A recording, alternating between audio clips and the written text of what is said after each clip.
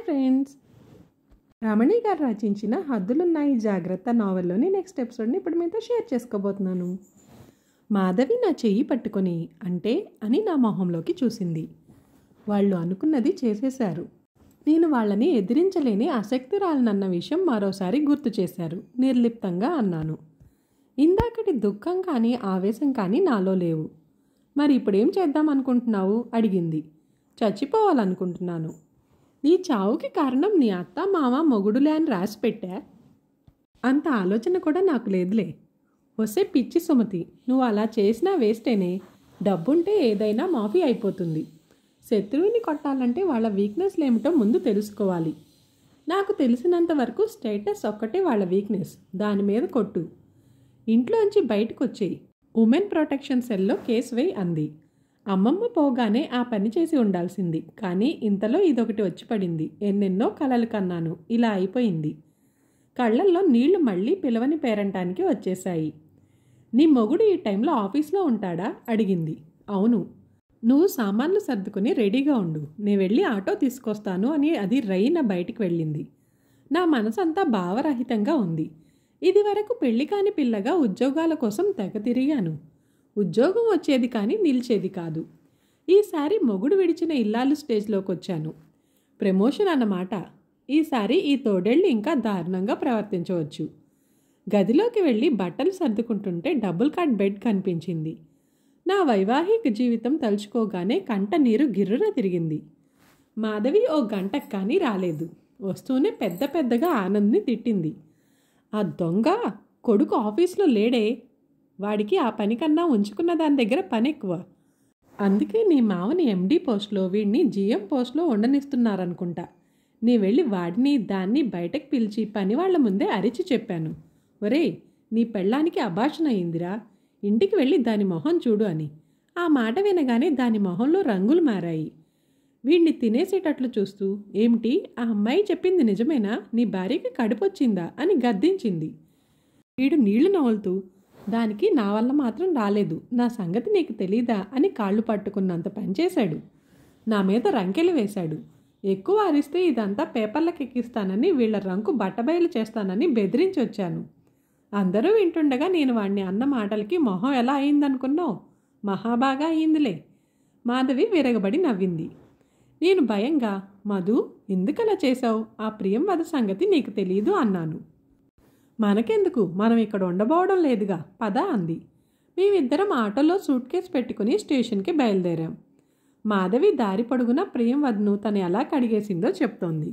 ఇంతలో సడన్గా ఆటో ఆగింది. మేం తుళ్ళిపడి చూసాం. ఆటోలో ఎదురుగా నలుగురు బలిష్ఠులైన మనుషులు నిలబడి ఉన్నారు.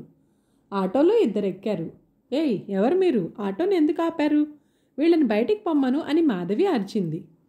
ఒంటరిగా ఏం పోతారే, ఒకడు మాధవి చుట్టూ చెయ్యి వేసి దాన్ని దగ్గరకు తీసుకుంటూ అన్నాడు. వదులు వదులు, డ్రైవర్, పోలీసులను పిలు. నేను వాడి చేతుల్లో నుంచి మాధవిని వదిలించాలని చూశాను. వాడు వదలకుండా మాధవి బుగ్గని గట్టిగా కొరికాడు. మాధవి అమ్మో అని అరిచింది. ఇంకా దారుణంగా చెప్పరాని చోట్ల చేతులు పెడుతూ అనరాని మాటలు అన్నాడు.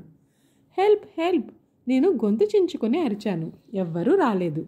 బయట నిలబడ్డ ఇద్దరు మాధవిని బయటికి లాగి 2 చెంపలు వాచేటట్లు కొట్టారు. ఆ దెబ్బలు మగవాళ్ళు ఓర్చుకోవడం కూడా కష్టమే. ఆటోని ఎక్కడి నుండి తెచ్చావో అక్కడికే పోని అని ఆటో డ్రైవర్ని ఆజ్ఞాపించారు. మా ఆటో వెనక్కి తిరిగింది. వాళ్ళు మాధవిని ఏం చేస్తారో అని నేను గుండెలు పగిలేటట్లు ఏడుస్తూ ఇంటికి బలవంతంగా తీసుకురాబడ్డాను. గేట్ దగ్గర సిగరెట్ కాలుస్తూ ఆనంద్ కనపడ్డాడు. వెల్కమ్ హోమ్ అన్నాడు. నేను చీత్కారంగా చూశాను. ఇంకోసారి నీ స్నేహితాలు పిచ్చి వేషాలు వేసినా, అతి తెలివి ప్రదర్శించిన మానంతో పాటు ప్రాణం కూడా పోగొట్టుకుంటుంది అన్నాడు. నేను లోపలికి వెళ్ళి మాధవి తండ్రికి ఫోన్ చేద్దామని చూశాను. నేను లాక్ చేశాను, ఫోన్ చేయలేవు అన్నాడు. నేను ఏడుస్తూ, దాన్ని ఏం చేయకండి, అదొక్కటే నాకు జీవితంలో మిగిలిన తోడు, ప్లీజ్ ఇంకెప్పుడు నీ మాట కాదనను అని బతిమాలాను. సరే అని సెల్ ఫోన్ తీసి మాట్లాడాడు. వదిలిపెట్టేయండి, ఏం చేయకండి అని చెప్పాడు. నేను ఎంత పెద్ద సాలెగూడులో ఇరుక్కున్నానో నాకు అర్థమైంది. తెల్లవారగానే బయటకు వెళ్ళి పబ్లిక్ బూత్ నుండి మాధవికి ఫోన్ చేశాను. వాళ్ళ నాన్న ఎత్తారు. మాధవి వచ్చిందా, ఏం వినాల్సి వస్తుందోనని అదిరే గుండెలతో అడిగాను. ఎవరు, సుమత అడిగాడు ఆయన. అవునంకుల్ ఆతృతగా అడిగాను, మాధవి వచ్చిందా అని. స్నానం చేస్తోంది. ఆ సమాధానానికి గుండెల నిండా ఊపిరి పీల్చి వదిలి ఏడుకొండల వాడికి 100 కొబ్బరికాయలు కొట్టాలి అనుకున్నాను. మా ఇంటికి 10 గంటల తర్వాత ఫోన్ చేయమనండి అని చెప్పి వచ్చేశాను. నేను వచ్చేసరికి ఆనంద్ ఇంకా పడుకొనే ఉన్నాడు. మౌనంగా వంటింట్లోకి వెళ్ళి నా పనులు నేను చూసుకోసాగాను. ఆనంద్ లేచి బ్రష్ చేసుకొని రాగానే కాఫీ తీసుకొచ్చి టేబుల్ మీద పెట్టాను. ఇవన్నీ ఎంత మనసు చంపుకొని చేశానో నా ఒక్కదానికే తెలుసు. నీ ఫ్రెండ్ క్షేమంగా చేరిందటనా? కాఫీ సిప్ చేస్తూ కులాసాగా అడిగాడు. నేను భయంగా చూశాను. పీబీకి వెళ్ళి చేయటం ఎందుకు? మన పరువేం కావాలి? ఇంట్లోంచే చేయాల్సింది. లాక్ రాత్రే ఓపెన్ చేసేశాను అన్నాడు. మాధవి మాటలు గుర్తొచ్చాయి. శత్రువులను దెబ్బతీయాలంటే వాళ్ళ వీక్నెస్ ఏమిటో కనిపెట్టాలి. వీళ్ళ ఫ్యామిలీ వీక్నెస్ పరువు. దానికి వీళ్ళిచ్చే డెఫినేషన్ ఎవరికి ఏమీ అనుకోవడానికి ఛాన్స్ ఇవ్వకపోవడం. అతను ఆఫీస్కి వెళ్ళిపోయాక మాధవి నుండి ఫోన్ వచ్చింది. మధు, నా కోసం నువ్వింకా ఏం చేయకే అంటూ ఏడ్చేశాను. పిచ్చి, ఊరుకో. నీ జీవితం నుప్పుల గుండంలో పడి ఉంటే నేను నిశ్చింతగా ఉండగలనా అంది.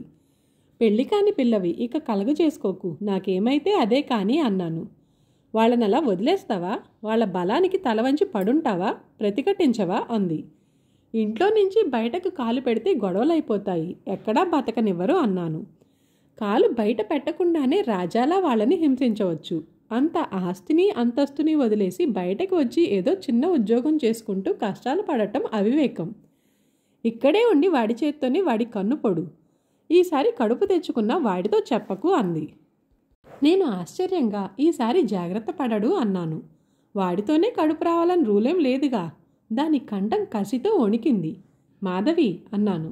అవును, వాడి రోగం వాడి పరువు అలాగే కుదర్చాలి అంది. అలాగే, కానీ నువ్వు జాగ్రత్త అని చెప్పాను. మరి నాకో మాట ఇయ్యి అంది. ఏమిటి? ఎట్టి పరిస్థితుల్లోనూ ఆత్మహత్యా ప్రయత్నాలు చేయనని అంది. ప్రయత్నమే కాదు, ఆ ఊహ కూడా రానివ్వను. నాకు దారుణంగా కసి కలుగుతోంది మధు. దాంట్లో నుంచే జీవితం మీద ఆశ కలుగుతోంది.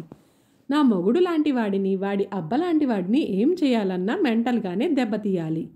ఇంకో రకంగా అయితే డబ్బుతో గేల్చేస్తారు అన్నాను. Keep it up, be brave అంది. మధు, థ్యాంక్ యూ అన్నాను. ఈరోజు స్వీకరించను. నా ఫ్రెండ్ ఏదైనా అచీవ్ చేసిన రోజు దీన్ని రిసీవ్ చేసుకుంటాను. బాయ్. ఫోన్ పెట్టేసింది. రోజులు వాటి మానాన అవి నడిచిపోతూనే ఉన్నాయి. మావయ్యని అడిగి కంప్యూటర్ క్లాసెస్లో చేరాను. ఆనంద్ని నేనేం పట్టించుకోవడం లేదు. అతను నన్ను ఈ మధ్య పట్టించుకోవడం లేదు. ఎదురింట్లో అల్పన వాళ్ళు వచ్చారు. ఎప్పుడైనా ఆ పిల్లలు వచ్చినప్పుడు ఇంట్లో కాస్త ఉత్సాహం వెల్లివిరుస్తుంది. మరు నిమిషంలో నేనేం పోగొట్టుకున్నానో గుర్తొస్తుంది. ఆ రోజంతా శూన్యంగా వెలితిగా మారిపోతుంది. మాధవి ఉత్తరం రేపిన గత స్మృతులలో నుండి నేను నెమ్మదిగా బయటపడ్డాను. ఫోన్ మ్రోగింది. లిఫ్ట్ చేశాను. హలో, నేను విరించిని అన్నాడు. ఆ సంఘటన తర్వాత విరించి కలవలేదు. బాగున్నారా అన్నాను. ఆ ప్రశ్న నేను అడగాలి సుమతి. ఆ దుర్మార్గులు నిన్ను ఎన్ని కష్టాలు పెడుతున్నారో అని భయంగా ఉంది. కానీ మాధవి నన్ను మీ ఇంటికి వెళ్ళొద్దంది అన్నాడు. ఇప్పుడు బాగానే ఉన్నాను, గొడవలేం లేవు అన్నాను. ఒకసారి కలవాలని ఉంది అని విరించి చెప్పాడు. ఎందుకు అని అడిగాను. సుమతి, నువ్వంటే నాకున్న ప్రేమ ఇప్పుడు మరీ ఎక్కువైంది అన్నాడు. నన్ను లేవదీసుకుపోగలరా అని అడిగాను. సుమతి షాక్ అయినట్లు అన్నాడు. మరి ప్రేమని ఇంకా ఏ విధంగా చూపెడతారు చెప్పండి? పోనీ విడాకులు ఇచ్చేస్తాను, పెళ్లి చేసుకుంటారా? సుమతి, ఆనంద్ చాలా పలుకుబడి గలవాడు. మాధవి చెప్పింది వాళ్ళంతా కర్కోటకులో అన్నాడు. విరించి, మీకు ఆనంద్కి పెద్ద తేడా లేదు. మీరు నా పట్ల జాలి చూపగలరు. అవసరమైతే సేఫ్గా ఎవరికీ తెలియకుండా నాతో సంబంధం పెట్టుకోగలరు. అంతే. అంతకు మించి నా మీదున్న ప్రేమ మీ చేత ఏ సాహసము చేయించలేదు. నేనిచ్చే ప్రొటెక్షన్తో, సౌకర్యంతో హాయిగా సుఖం అనుభవించిపోయే మగాడు నాకు అవసరం లేదు. ఏమీ తెలియని వయసులో మీరు నా ఒళ్ళో తలపెట్టుకొని ఏడిస్తే భరించానేమో కానీ ఇప్పుడు నాకు అలాంటి మగాడంటే చాలా అసహ్యం. ఇంకెప్పుడు నాకు ఫోన్లు చేయడం కానీ కలవాలని ప్రయత్నం చేయడం కానీ చేయకండి అని ఫోన్ పెట్టేశాను. ఎంతో హాయిగా అనిపించింది. వెన్నెముకలేని మగాళ్ళ వల్ల కొన్నాళ్లకు సమాజం నిర్వీర్యమైపోయే ప్రమాదం ఉంది. నేషనల్ ఇన్కమ్, నేషనల్ వేస్టేజ్ల నేషనల్ ఇంపార్టెన్సీ, ఇది చాలా ప్రమాదం. ఎయిడ్స్ కన్నా భయంకరమైనది. వాళ్ళ వల్ల వాళ్ళ జీవితాలే కాదు, చుట్టూ ఉన్న వాళ్ళ జీవితాలు కూడా పాడైపోతాయి. కంప్యూటర్ క్లాస్లో నుంచి బయటకు వచ్చి చూసేసరికి కారు కనిపించలేదు. కాసేపు చెట్టు కింద వెయిట్ చేద్దాం అనుకుంటూ వెళ్ళి కూర్చున్నాను. సుమతి గారు అని వినిపించి అటు చూస్తే ప్రదీప్ నిలబడి కనిపించాడు. అతను మా కోచింగ్ సెంటర్ ఓనర్, అప్పుడప్పుడు వస్తూ ఉంటాడు. మీ పేరు సుమతే అనుకుంటా కదూ అన్నాడు. ఆశ్చర్యంతో ఉబ్బి తబ్బిబవుతూ అవును అన్నాను. రండి, నేను డ్రాప్ చేస్తాను. అక్కర్లేదండి మొహమాటంగా అన్నాను. అప్పటికే కొంతమంది అమ్మాయిలు నా వైపు ఈర్ష్యగా చూడటం నేను గమనించాను. అతను వచ్చిన రోజు అమ్మాయిలు ఏదో ఒక వంకతో అతని కళ్ళల్లో పడాలని తెగ ట్రై చేస్తుంటారు. అటువంటిది అతి సామాన్యంగా కనిపించే వివాహిత స్త్రీతో అతను అంత చనువుగా మాట్లాడడం వారికే కాదు, నాకు చాలా ఆశ్చర్యంగా అనిపించింది. ఒక పక్క ఆనందంగా కూడా. అతని అందం అలాంటిది. మరి మా కారు వచ్చేస్తుంటుంది అన్నాను. ఇందాక ఫోన్ వచ్చింది మీకు. మీ డ్రైవర్ రిపేర్ వచ్చింది కాబట్టి మేడం గారిని ఆటోలో వచ్చేయమని చెప్పండి అన్నాడు. మీరు క్లాస్లో ఉన్నారు, ఎందుకులే అని నేను చెప్పలేదు అన్నాడు. అలాగా అన్నాను. రండి, నేను అటే వెళ్ళాలి అన్నాడు. కాదనలేక అతనితో నడిచాను. మీరు శాండల్వుడ్ పర్ఫ్యూమ్ వాడతారా? కార్ స్టార్ట్ చేస్తూ అడిగాడు. ఆ ప్రశ్నకు నా గుండె జల్లుమంది. ఎదుటివారి గురించిన ఈ చిన్న చిన్న గమనింపులు, కాంప్లిమెంట్స్ ఎంత బాగుంటాయో. అవును అన్నాను. చాలా మైల్డ్గా హాయిగా ఉంది. లేడీస్ కొందరు ఇరిటేటింగ్గా ఉండే పర్ఫ్యూమ్స్ వాడుతుంటారు. ఆ ఘాటుకి అస్సలు దగ్గరగా కూడా పోవాలనిపించదు అని. సారీ, మొదటిసారి ఎక్కువగా మాట్లాడేశాను అన్నాడు. నేను చిన్నగా నవ్వాను. Your smile is a treasure. ముఖ్యంగా నవ్వినప్పుడు మెరిసే ఆ ముక్కు కొన అన్నాడు. నేను అతని వైపు చూశాను. Spending time with you is a leisure. It cannot be measured అన్నాడు. ఈసారి కాస్త గట్టిగానే నవ్వేశాను. వీడెవడో కారులో తిరిగే బేకారు అనుకుంటున్నారా అడిగాడు. నేను తల అడ్డంగా ఊపాను. ఖచ్చితంగా ఏదో ఒకటి అనుకునే ఉంటారు, అదేమిటో చెప్పండి అన్నాడు. నేను చెప్పలేదు. చెప్పాలి అన్నాడు రెట్టిస్తూ. ఆశ్చర్యంగా ఉంది, మీతో నేను ఇంతకు ముందెన్నడూ మాట్లాడి ఉండలేదు కూడా అన్నాను. దేనికైనా ప్రారంభం అనేది ఒకటి ఉంటుందిగా. దీనికోసం 6 నెలలు ఆలోచించాలా? అప్పుడు ఇలాగే ఉంటుంది. అంతకన్నా వెంటనే చేసేయడం మంచిది. మా ఫ్రెండ్ ఒకడు ఒక అమ్మాయిని ప్రేమించాడు. వెంటనే చెప్పడానికి భయపడి 6 నెలలు వెయిట్ చేశాడు. ఈలోగా ఆ అమ్మాయి వీడు అమితంగా ఇష్టపడిన పొడుగు జడని కత్తిరించేసుకుంది. లంగా ఓణీలు మానేసి జీన్సు టీషర్ట్లు మొదలెట్టింది. వాళ్ళ ఇంటి ఓనర్ 50 ఏళ్ల వాడిని పెళ్లి చేసేసుకుంది. వింటున్న నేను ఆత్రంగా ఎందుకు అన్నాను. మరదే చెప్తున్నా వినండి. వీడు వాళ్ళ పెళ్ళికెళ్ళి బలంగా అక్షింతలు వాళ్ళ తలల మీద విసిరికొట్టి ఆ సాయంత్రం రిసెప్షన్లో ఎందుకు అంత పెద్దవాడిని పెళ్లి చేసుకున్నావు, నిన్ను నేనెంత గాఢంగా ప్రేమించానో తెలుసో అన్నాడట. దానికి ఆ అమ్మాయి కన్నీరు పెడుతూ 6 నెలలుగా నిన్ను ఆకర్షించడానికి నేను చేయని ప్రయత్నం లేదు. నేనేం చేసినా నువ్వు ఇంట్రెస్ట్ చూపించకపోయేసరికి విరక్తి పుట్టి ఎప్పటి నుండో అడుగుతున్న ఆయన్ని చేసుకున్నాను. వయసు కాదు, ధైర్యం, మగతనం ముఖ్యం అందట. దాంతో మా వాడి పరిస్థితి ఏమిటో ఊహించండి అన్నాడు. నేను నవ్వు ఆపుకోలేకపోయాను. అంత మనస్ఫూర్తిగా నవ్వి ఎన్ని రోజులైందో కూడా జ్ఞాపకం లేదు. మరదే జీవితం అంటే ఎప్పుడూ నవ్వుతూ ఉండడం, మీలా మోనాలిసా చూపులతో రేషన్ చురునవ్వులతో సరిపెట్టేయడం కాదు అన్నాడు. అంటే అతను నన్ను గమనిస్తున్నాడన్నమాట. నేను గంభీరంగా మారాను. ఇప్పుడు అతడు నా పర్సనల్ విషయాలు అడుగుతాడు. ఎక్కడి నుండి మొదలు పెట్టాలా అని ఆలోచించసాగాను. ఐస్ క్రీమ్ తింటారా? కూల్గా ఉండే ఆలోచనలు వస్తాయి అని అన్నాడు. నేను ఆ మాట చెప్పేలోగానే జస్ట్ ఎ మినిట్ అంటూ కారు దిగి పార్లర్ వైపు గబగబా వెళ్ళాడు. నేను ఎదురుకుండా ఉన్న అద్దంలో నా మొహం చూసుకుంటూ కూర్చున్నాను. ఎవరితను?